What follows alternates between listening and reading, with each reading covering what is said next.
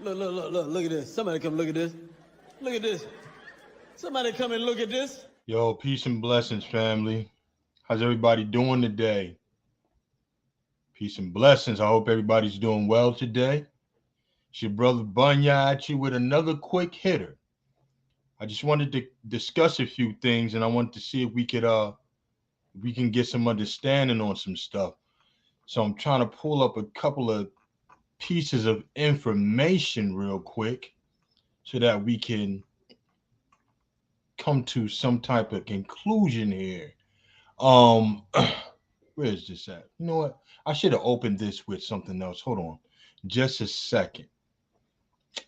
Just a second. Open with Adobe Reader. Yeah, that's much better.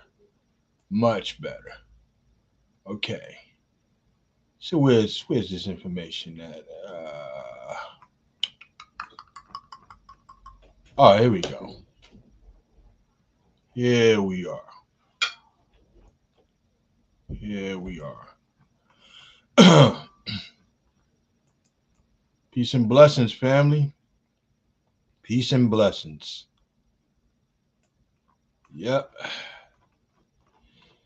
So I wanted to discuss the definition of the word Gentile. I wanted to talk a little bit about that. You know, I didn't want to go in real deep. I just wanted to show a few things and show how we deduce some of our understanding that we do have concerning what a Gentile is and what a Gentile isn't. Right?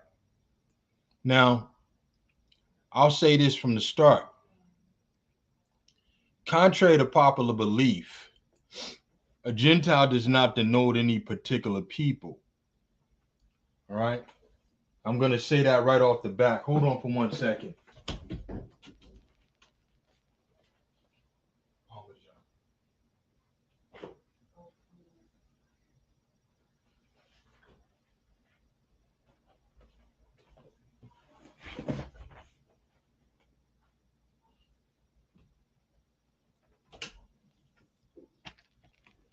Gentiles are heathen, right? That's what most people consider Gentiles to be, just strictly heathen. But in our research, what we found out is that the word Gentile can not only be applied to heathens or anyone that's not a Jew, but it can also be applied to Israelites also. Now, this is what I'm going to do. I'm going to share the definition of the word Gentile. And we're going to look at the word. And it's got more than one definition, which is interesting. It's got a lot of different definitions. So this is what I'm going to do. Let's get into this. Let's take a look at this.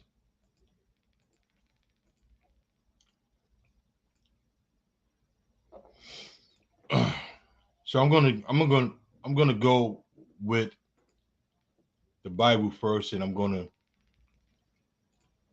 look up the word Gentile in the Old Testament, or quote unquote so-called Old Testament, and I'm gonna look it up in the so-called New Testament.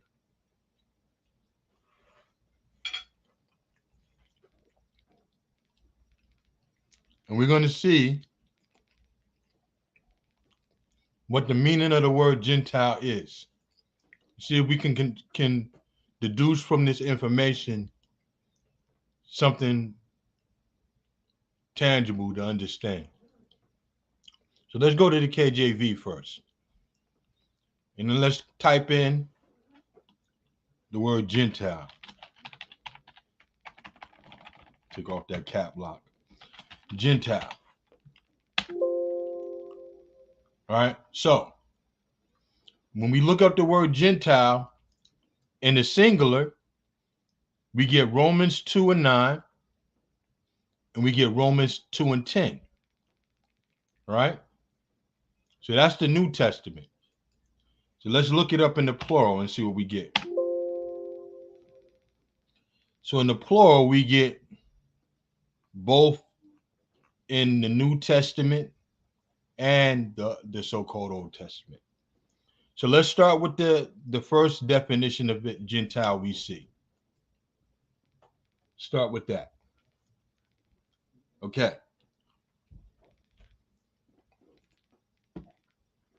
First definition of Gentile we see is in Genesis 10:5. And it says, by these were the isles of the Gentiles divided. Right? So let's get the definition of that word within Genesis 10:5. So in Genesis 10:5, you have, it says goy. It says apparently from the same root as the Hebrew 1465, in the sense of massing a foreign nation, hence a Gentile, also fricatively a troop or a flight of locusts, Gentile, heathen, nation, people. Right? So it says Gentile, heathen, nation, people. That's the definition we get from the Strongs.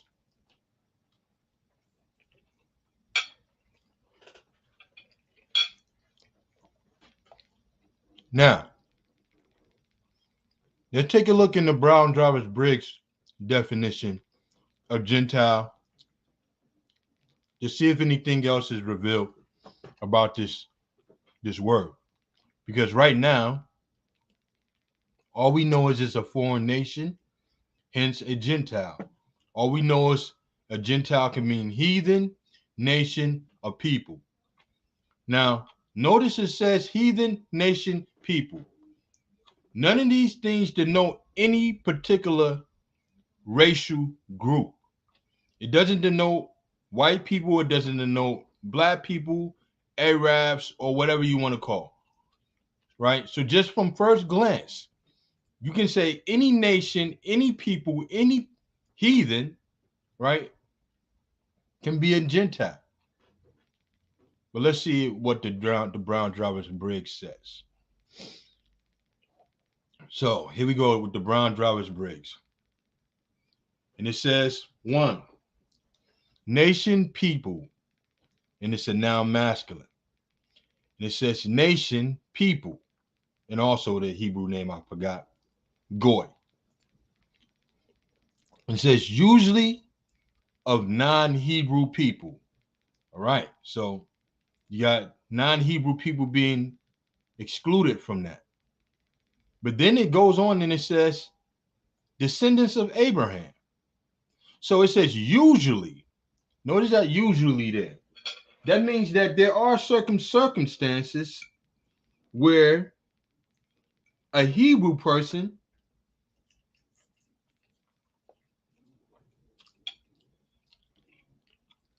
can be described as a Gentile. We know that because right after it says of descendant of Abraham. Descendants of Abraham are Hebrews. So in certain circumstances, Hebrews can be called Gentiles. And then third, you have Israel. So running down this list, you see that 1, usually a non-Hebrew people, usually. Then you have 2, showing that Hebrew people can be called Gentiles. And then you have 3, showing that even Israel could be called Gentiles. Now, it goes on to say a swarm of locusts, other animals, figuratively, goyim, nations, right? That's what it means. Nations, noun proper masculine. So, and it says apparently from the root Hebrew, He said related by the Brown Drivers Briggs Strong's number, apparently from the same root as the Hebrew 1465, which says the back, that is, by extension, a person or body. Gay y'all. All right. So a Gentile is the Greek translation of the word goyim, which means nations. All right. So the word Gentile does not denote any particular nationality. It doesn't denote any particular ethnic group, that is. Now let's take a look at Gentile in the New Testament. Let's see what we got, what definitions we got from that. Gentiles. Let's go with the first one we see in Matthew's 4 and 15. So Matthew's 4 and 15 says, the land of Zebulun and the land of Naphtali, by the way of the sea beyond Jordan, Galilee of the Gentiles. So the land of Zebulun and the land of Naphtali, which was Galilee, was called Galilee of the Gentiles. That's interesting. So let's look up the word Gentile in the Strong's here. See what we get.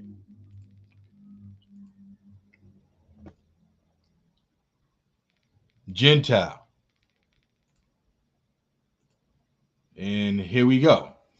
It says ethnos, probably from the G14 86, etho, and it says a verb to be used by habit or conventionally, neuter perfect, partial usage, be custom, manner, won't, all right?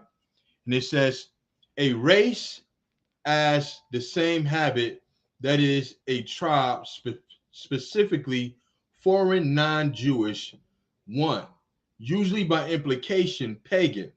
Then again, it says Gentile, heathen, nation, people.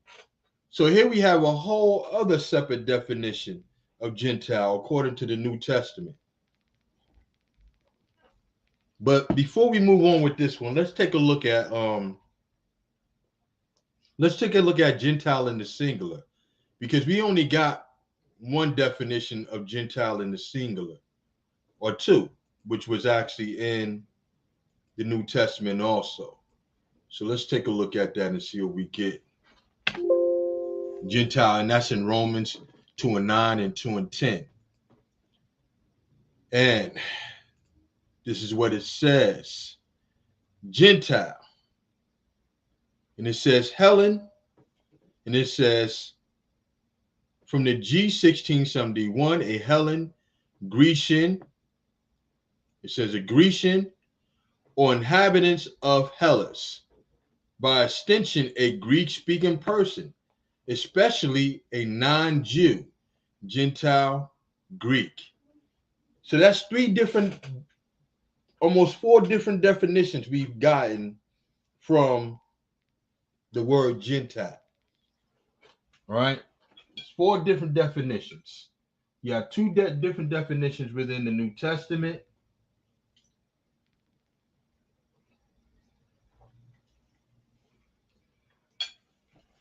And we have somewhat of two different definitions in the Old Testament, right? But let's go back to this ethnos right here, because I wanted to show you something. Ethnos is typically the definition that you see most people using when they refer to Gentiles. When they say ethnos, they say probably from the G1486, a race as of the same habit, that is a tribe, specifically a foreign, non-Jewish one, usually by implication, pagan, Gentile, heathen, nation, people. Ethnos, right? Ethnos is the Greek term for it. Now, This particular definition, which it says specifically a foreign, Jewish, non-Jewish, one usually by implication pagan, Gentile, heathen nation people. Let's take a look at what the Encyclopedia of Britannica says about this word Gentile, which is a religious designation of the word.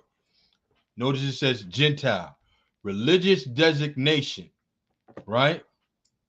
Now look what it says, because this is the religious designation. It says Gentile, person who is not Jewish, all right? The word stems from the Hebrew term goy, which means nation, all right? Just like I said, the word goy means nation and was applied both to Hebrews and to any other nation, all right? The plural goyim, especially with the definite article ha-goyim, the nations, meant nations of the world that were not Hebrew, right? And it says the Latin version of the Bible translation goyim as Gentiles, singular gents or Gentiles, an adjective form of gents. In modern usage, Gentile applies to a single individual, although occasionally, as in English translation of the Bible, Gentile means the nations. In post-biblical Hebrew, Goy came to mean an individual non-Jew rather than a nation, because most non-Jews in the Western world were Christians. So this definition, the definition of Gentile being a non-Jew, is a Christian definition. And furthermore, it's a post-biblical definition. What does it mean to be post-biblical? Well, take a look. What does it mean? It says it itself, but let's just take a look at this. Post-biblical, and this is from the Merriam-Webster dictionary, and it says occurring or existing after the creation of the Bible or after the events recorded in the Bible. So what is that telling us? That's telling us that these definitions here is not necessarily what Paul would have meant when he said Gentile. It's not exactly what he would have meant when he used it in the plural or the singular term. Why is this an issue? Well, let's go back to the other definition of Gentile. Let's go back to the other definition of Gentile that was in Romans, right? Let's take a look at this again. The plural, the singular form. It says Helen. It says Helen from the G1671, a Helen, a Grecian. Right? So this is the word Gentile. And it says a Helen, a Grecian. Right? Or inhabitants of Hela, by extension, a Greek-speaking person, especially a non-Jew. Now, this is how you know that Christianity was set up to try to replace Israel. This is how you know. And that's why all the doctrines of Christianity breed replacement theology.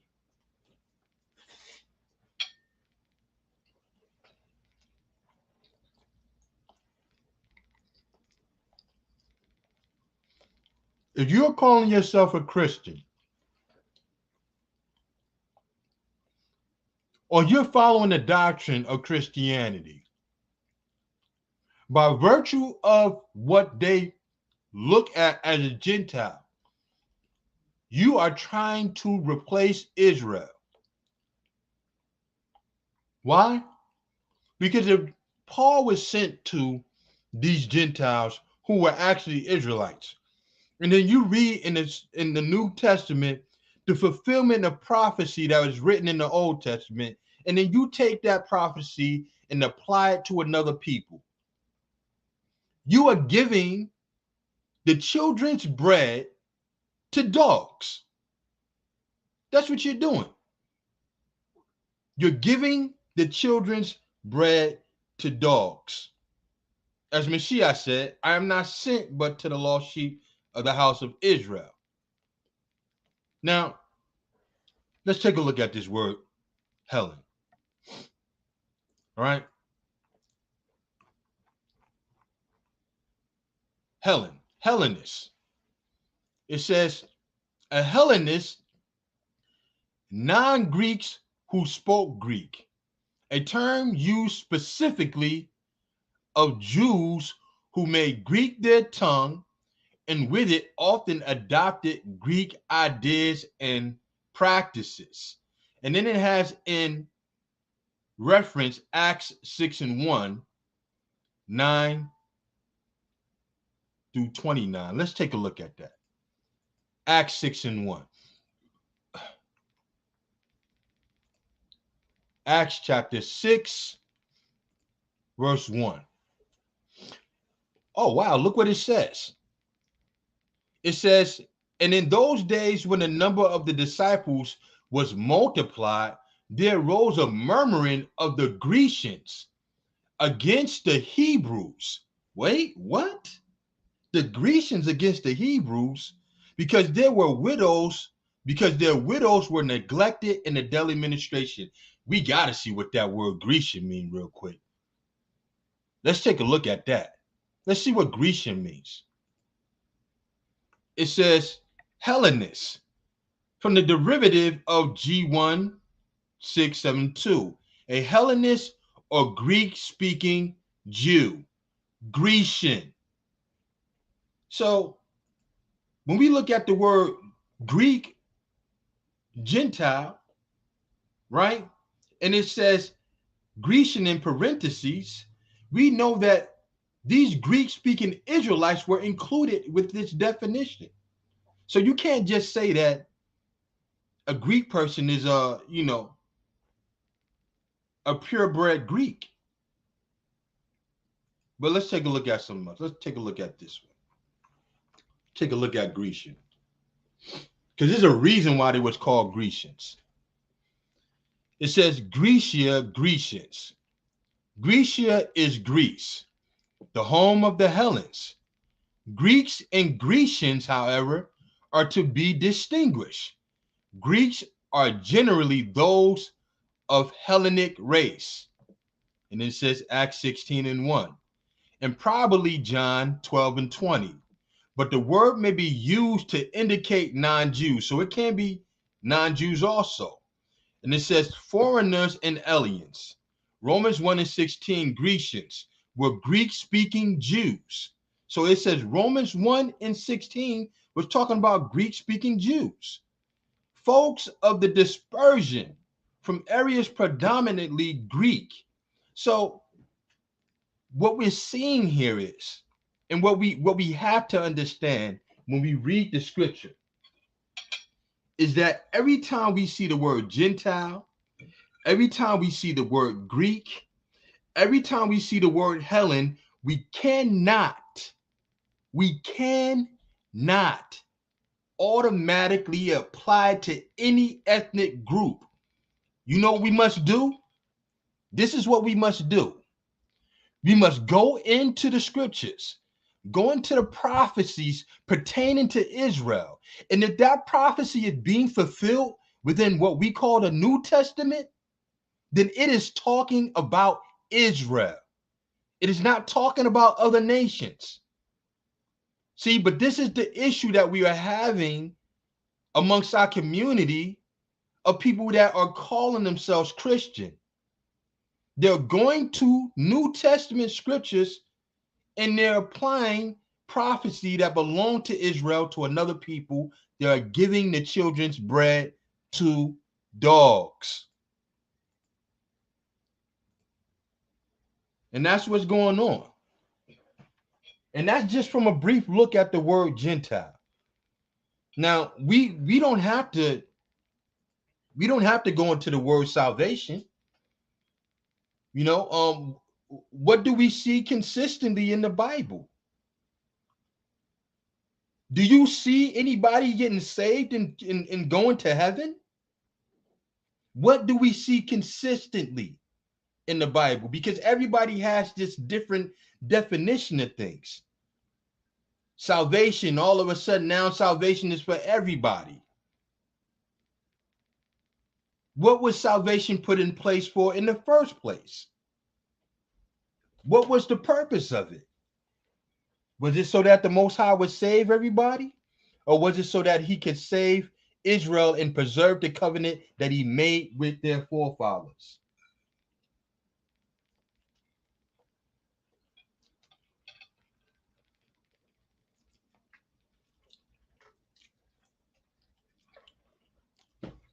So, you know,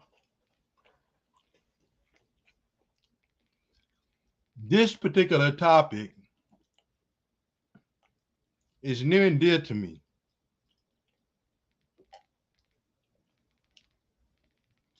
And the reason why, because it connects that directly with us proclaiming to be who we are. We were running around thinking that we were Gentiles.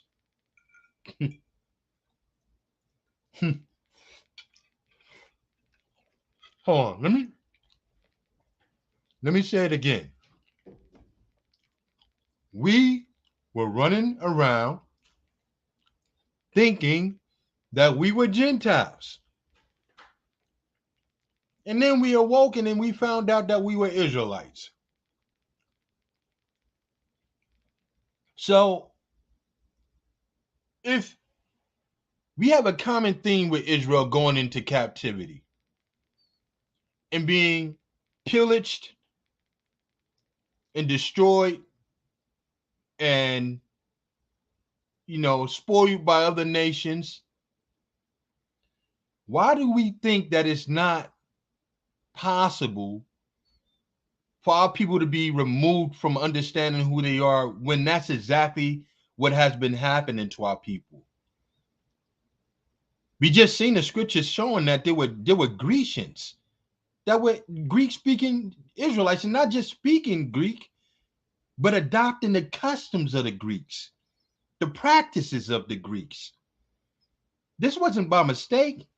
When we read in Apocrypha in the book of Maccabees and all the things that transpired on our people, forced to not follow the Sabbath, where it was illegal for a man to proclaim that he was a Jew, where they was forced to eat swine, being killed at the stake. This is the same stuff that happened to us in this nation. This is the reason why we call ourselves Christian, isn't it? Wasn't it beat into our forefathers? Wasn't it forced upon them? Or did they come to this nation as Christians? There is no new thing under the sun. The things that have been are the things that will be done. And what has been done is that what that will be done.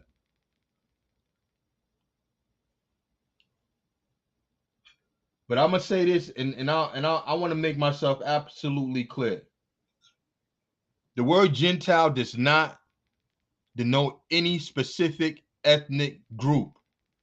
It does not denote just Europeans. And we can go into the scriptures and we can see that it does not denote just Europeans. Because if that's the case, then what we're talking about when we have these arguments about whether or not a Gentile can be saved, people are actually sitting here arguing whether or not white people can be saved. That's what they're talking about. The hell with the Chinese man, the African man, the Arab man. We got to save Massa. That's what we worried about. Get off it. And I'm willing to have this discussion with anybody that wants to have the discussion and look at these definitions and look at these scriptures and be truthful to the people. Don't leave people alone because your constituents you have constituents within your group that are white. I got white friends too. But I'm not gonna try to change the truth. That's the Most High stuff. You don't do that. You know? But with that being said, it's been another quick hitter by your brother Bunya. I want to say it's always a blessing to fellowship with you, brothers and sisters. Walk in faith, walk in grace, and walk in obedience. It's been another quick hitter by your brother Bunya. Shalom and blessings.